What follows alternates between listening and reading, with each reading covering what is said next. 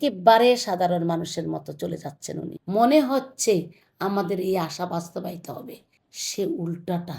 আমাদের খুব আদরের, ভালোবাসার, শ্রদ্ধেয় তারেক রহমান, আমাদের এর প্রধানমন্ত্রী, এ সদ্য প্রধানমন্ত্রী হয়ে আসছেন উনি।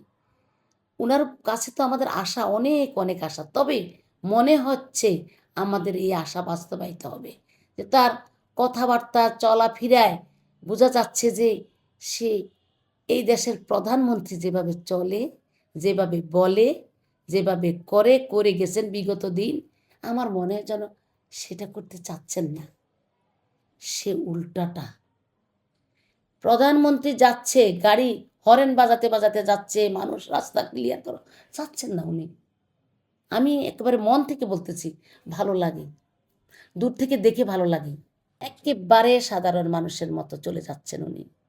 উনি বলেও যাচ্ছেন, করেও যাচ্ছেন। আল্লাহ যেন উনাকে নেক হায়াত দান করেন, সুস্থ নেক হায়াত দান করেন, যেন জনগণের এইভাবে খেদমত করে যেতে পারেন।